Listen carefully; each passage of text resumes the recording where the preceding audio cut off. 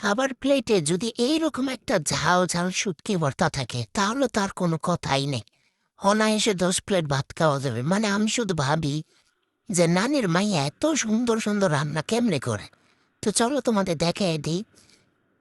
তো প্রথমে হইতেছে পেঁয়াজ আর রসুন সুন্দর মতো ভাইজা নিতেছিল। আর এদিকে শুটকি ভালো মতো ধুইয়া গরম পানিতে পরিষ্কার করে রাইখা দিছে।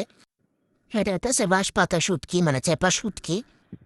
পেঁয়াজ আর রসুন ভাজা এগুলো এরকম কড়াইয়ের এক সাইডে উষ্টা মেরা ফালায় রাখবা।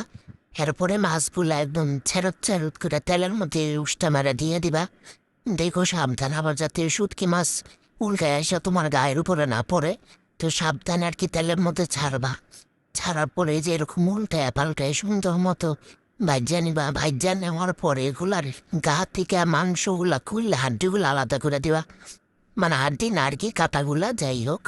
তো সুন্দর মতো এই তো পেঁয়াজ রসুন শুটকি একসাথে ভাজা দিবা, এমন একটা ভাজা দিবা। এরপরে দিয়ে দিবা একটু হলুদ, তারপরে একটু জিরার গুঁড়া, আর ইচ্ছা মতো মনের মাত্রে মিশিয়ে যত পরিমাণ ঝাল দিতে পারবে ঝাল দিতেই থাকবে। তারপরে এক বালতি পানি ঢেলে দিবা, মানে 1 মগ আর কি।